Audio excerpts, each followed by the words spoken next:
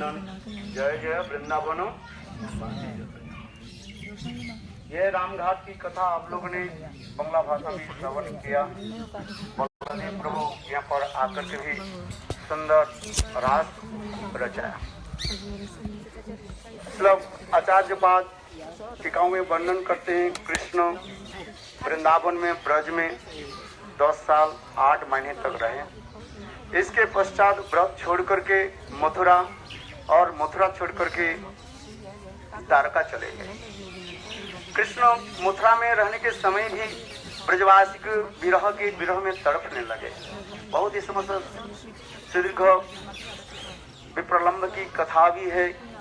ये कृष्ण ब्रजवासी को प्रेम की स्मरण करते हुए और उन्होंने रह नहीं पाए।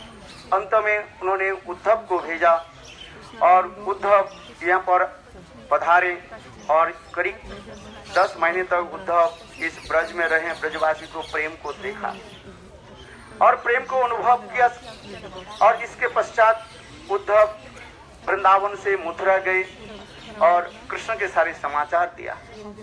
और उद्धव इतना ही कहा, हे कृष्ण आपके ब्रज में ही जाना पड़ेगा, क्योंकि ब्रजवासी के जो प्रेम को कहा जाता है उत्कंठामयी प्रेम कहा जाता है। हमारे श्रील श्री जी गोस्वामी पाद कहते हैं ब्रज के 3 प्रकार के प्रेम कहा जाता है। एक उत्कंठामयी प्रेम और एक कहते हैं गायों के जो पशु के जो प्रेम होता है उसके कहा जाता है विवेक शून्य प्रेम कहा जाता है। तीसरी प्रेम जो है सखाओं के प्रेम, उसके कहा जाता है विवेक शून्य पशु आदि के प्रेम। सखाओं के प्रेम जो अत्यंत घनिष्ठ होने के नाते तो ये विशेष करके गोपियों के जो प्रेम कहा जाता है उत्कंठामयी प्रेम कहा जाता है। ये उत्कंठामयी प्रेम की एक विशेष वैशिष्ट है। साक्षात कृष्ण की दर्शन बिना उनकी प्रेम की जो है वो नहीं सकेगा। वो प्रेम आगे होगा नहीं। वो प्रेम जो है किसी प्रकार से जो निभेगा नहीं, बुझेगा नहीं। उस प्रेम रूपी विरह रूपी अग्नि को बुझाने के लिए एक ही उपाय है कृष्ण की साक्षात दर्शन। किंतु इसमें फिर भी कहते हैं जो वो कृष्ण के साक्षात जितने भी दर्शन करते हैं उनके प्रेम के और भी बढ़ जाते हैं। जैसे दवानल में जैसे थोड़ा सा बारिश हो जाए, जैसे आग जैसे और भी बढ़ जाते हैं। तो उसी प्रकार प्रेम उसी प्रकार होता है। इसलिए कृष्ण उद्धव भी कहा ये आप जाओ, कृष्ण हाथ जाएंगे काल जाएंगे करते करते फिर कृष्ण मथुरा छोड़ करके द्वारका में चले गए। द्वारका में रहे, वहीं पर अभी अपने कथा सुना उन्होंने 16,108 महिषों के साथ विवाह आदि किया। पुत्र कन्या आदि हुए, विशाल साम्राज्य अनेकों असुरों की भी उन्होंने मार डाला। और इसके पश्चात कुछ दिन बीत गए और इसलिए बलदेव प्रभु बार बार कहने लगे ये कृष्ण एक बार ब्रज में चलो। कृष्ण कहते हैं आज जाएंगे काल जाएंगे, कुछ न कुछ बहाना करके उसको चलने लगे। अंत में देखा ये बलदेव विचार करने लगे कृष्ण तो जाएंगे नहीं। भाई एक बार बोले, 2 बार बोले, 10 बार बोले, यदि नहीं जाए तो सोचना चाहिए वो जाएंगे। इसलिए बलदेव प्रभु विचार करने लगे मैं ही जाता हूँ। पहले तो कहा उद्धव जाओ, उद्धव कहने मैं तो जाकर के देख लिया, मेरे तरह कोई काम नहीं होगा। तो बलदेव प्रभु स्वयं जो है इस स्थान पर आए और इस स्थान को उन्होंने दर्शन किया। ये स्थान अत्यंत सुंदर रमणीय स्थान। कृष्ण के प्रकट लीला के समय गुरुदेव कहते थे ये विशाल जो है गोचारण की भूमि था। निकट में जमुना प्रवाहित, अभी अभी देख रहे हैं उस समय जमुना तो नाजनी कितने सुंदर रूपे प्रवाहित होता था। सुंदर सुंदर फलों के वृक्ष आदि यहाँ पर विराजमान था। क्योंकि जोगमाया कृष्ण लीला के लिए इतने सुंदर सजा दिया वो क्या बना। और दिवा भाग में कृष्ण यहाँ पर गोचारण आदि करते थे और रात्रि काल में कृष्ण ये सब स्थान में जो है रासलीला आदि करते थे। क्योंकि ब्रज में ऐसे के स्थान नहीं है कृष्ण जहाँ पर रास नहीं रचाया, इसलिए ये स्थान सुरम्य स्थान है। और बलदेव प्रभु यह स्थान को देख करके वह अपने पूर्व स्मृति आदि होने लगे। क्यों कृष्ण तो गोचारण के समय यहाँ पर भी आते थे कृष्ण के साथ। वह समस्त स्थिति देख करके कृष्ण बलदेव प्रभु भाव में विभोर हो गए। और अंत में देखा ब्रज गोपियों की प्रेम रूपी अग्नि के जो बाढ़ आग लहरियां जो है और भी बढ़ने लगे।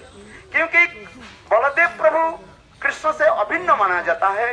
कहते हैं बलदेव प्रभु केवल गोरे है और कृष्ण काले है, इतने मात्र है, किंतु स्वरूप और सब कुछ एक ही है। इसलिए बलदेव प्रभु के देख करके गोपियों के हृदय में कृष्ण की उद्दीपन हुई और उनके विरह की अग्नि और भी बढ़ने लगे, क्योंकि बलदेव प्रभु यहाँ पर भी रास भी रचा।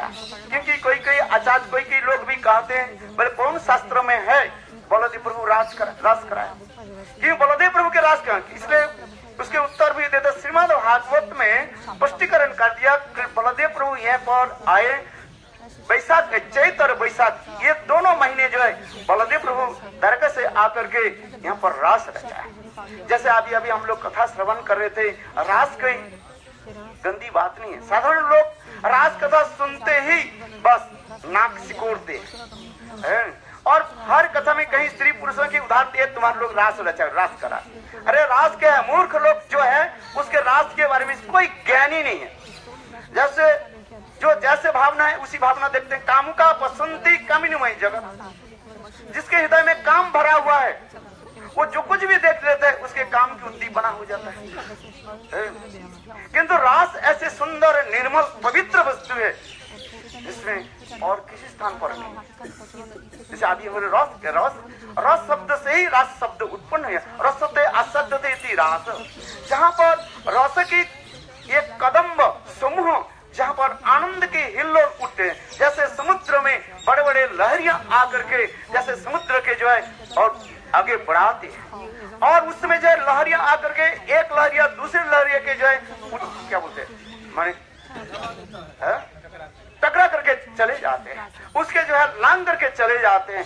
उसी प्रकार ये समस्त रस की ये सुंदर जो माधुर्य जो होता है, जैसे हम लोग भाव उत्पत्ति, भाव संधि, भाव साबल्य और भाव संधि, ये समस्त भावों की एक एक जो है सुंदर जो माधुर्य उठते रहते हैं, जहाँ पर नित्य गीत आनंद के हिल्लोल चलते हैं, जहाँ पर हास्य परिहास की भी चलते रहते हैं। आलिंगन चुम्बन ये केवल तो बहिर्व्यापार है, साधारण रूप में दिखाई जाता है, किंतु आलिंगन चुम्बन अथवा जुगुस्ती जो है ये समस्त वास्तव रूप में ये गौण वस्तु है।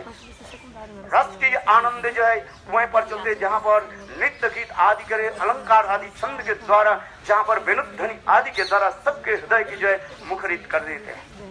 वो एक दिव्य, जिससे हमारे राधा हृदय ब्रह्मांड पुराण में ये रास के बारे में इतने सुंदर वर्णन है। भागवत में सुखदेव करीब 8-10 श्लोक के द्वारा ये रास की कथा सुनाया। किंतु यदि राधा हृदय ब्रह्मांड पुराण के पढ़े, उसके देखो कितने रास के कितने सुंदर माधुर्य है, जहाँ पर समस्त देवता लोग भी उस रास के दर्शन करने के लिए आ जाते हैं और कितने सुंदर ये समस्त वर्णन है। तो बलदेव प्रभु ने यहाँ पर देखा ब्रजगोपियों की जो विरह की देखा, तो ब्रजगोपियों की विरह की दूर करने के लिए कृष्ण ही बलदेव प्रभु यहाँ पर भी रास रचाया और आनंद की उत्सव करने लगे और रास करते करते नित्य गीत आदि करते करते गोपियों की तृष्णा माने प्यास लगे और उस समय संग बलदेव प्रभु जोर से हकने लगे, जमुना इधर आ जाओ। किंतु जमुना तो उत्ताल गति से मदमत्त होकर के प्रवाहित हो रही, बलदेव प्रभु की बात नहीं सुनी। तो उस समय बलदेव प्रभु ने की अपने हल के द्वारा जमुना को खींच करके लाए। जमुना उस समय बहुत दूर था, उस समय बलदेव प्रभु अपने हल के द्वारा खींच करके लाए और उस समय गोपियां वहीं पर स्नान आदि किया और जल पान किया और ये समस्त लीला आदि जल विहार आदि अनेक प्रकार के लीला आदि करने लगे। यहाँ पर शास्त्र सिद्धांत भी कई लोग प्रश्न भी उठाते हैं, जे बलदेव प्रभु कौन सा गोपियों के साथ रास किया।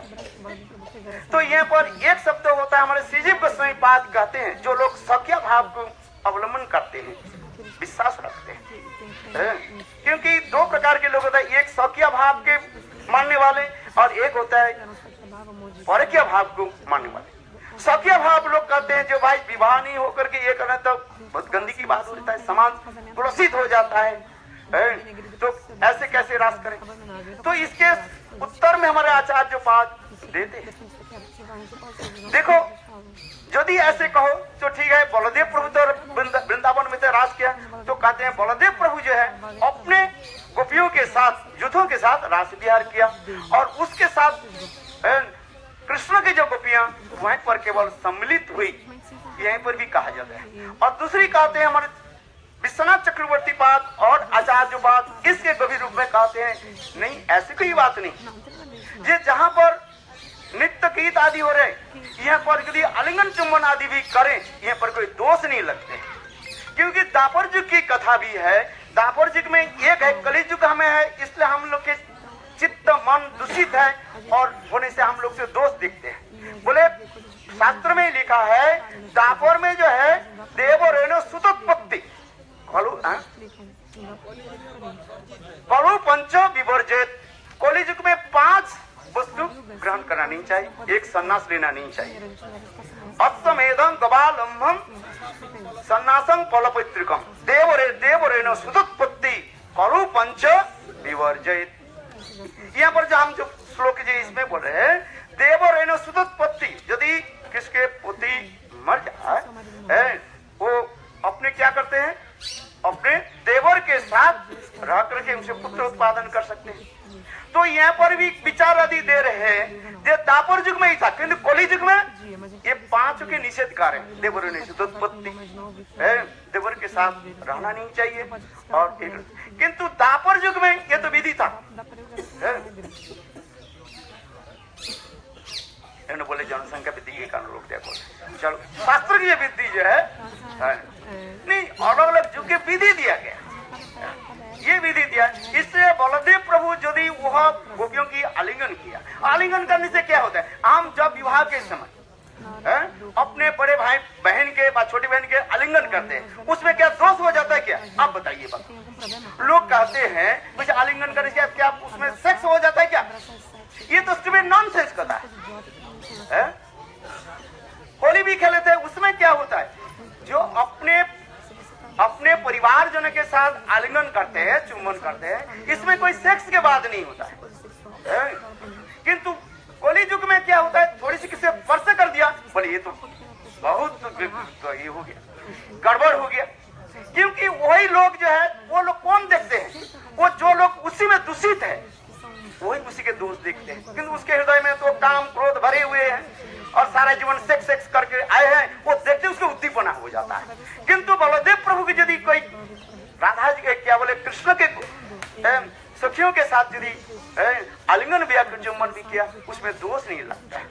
क्यों, तो अपने चलो बड़े भाई मान कर तो आलिंगन करते हैं, अथवा छोटे बहन मान करके तो आलिंगन करते हैं, उसमें दोष क्या है, इसमें दोष नहीं। बोले यह तो यदि ऐसे भी कहा दिया जाए, चलो आगे स्वर्गलोक आदि में ये सब दोष नहीं होता है, और उसके आगे स्वर्ग के ऊपर वैकुंठ ऊपर जाकर के जाए गोलोक वृंदावन में दोष कहाँ लगे। इसलिए गुरुदेव इसी को जो है स्थापना करते थे। ये बलदेव प्रभु यदि कृष्ण पक्ष सखियों के साथ गोपियों के साथ रास विलास किया, आलिंगन चुम्बन किया, उसमें कोई दोष नहीं है। दोस्त तो जितने भी दोष इस मर्त्य लोक में दिखाया गया, स्वर्ग आदि लोक में, ऊपर आदि लोक में ये सब दोष नहीं दिखा रहे, इसलिए अच्छा इस पर रास आदि किया। और दूसरी बात ये जो है, जो हमने कहा जे बलदेव प्रभु जमुना को खींचा, ये भी कैसे होगा, इसके समाधान करते इसलिए जीव गोस्वामी पाद भी वर्णन करते हैं। जमुना के 3 स्वरूप बताए, एक नदी स्वरूप जैसे सरित स्वरूप अपने पति के साथ यानी समुद्र के साथ मिलन जा रहे, दूसरी जो है एक विशाखा के स्वरूप है, और तीसरी जो है कालिंदी के स्वरूप है। बलदेव प्रभु जो खींचा, जो समुद्र क्या बोले नदी के जो खींचा, वो वास्तव रूप में वो किसको खींचा, समुद्र पत्नी जो सरित नदी को जो खींचा, जमुना नदी को खींचा, वो विशाखा देवी अथवा कालिंदी के यहाँ पर नहीं खींचा।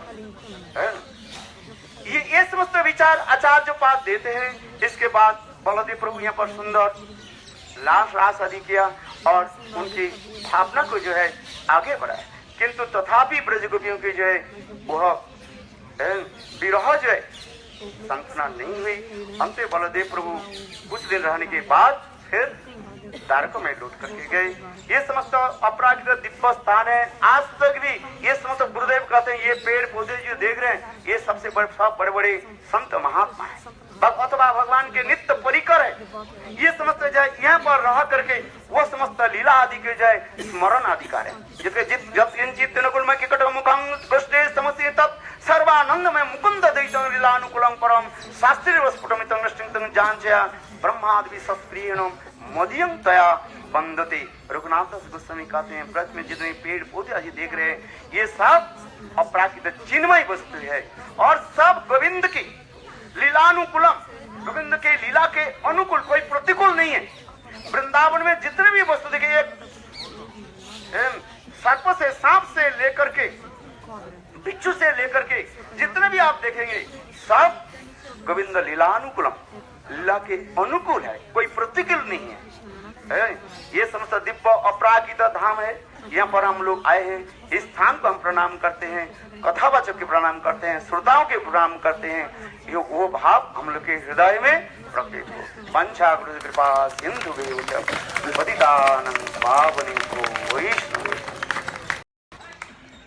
आप लोग ये बनवाई से सुना, ये बलदेव प्रभु का ये बताया, शास्त्र में बताया तेजीय सांग न दोषाय।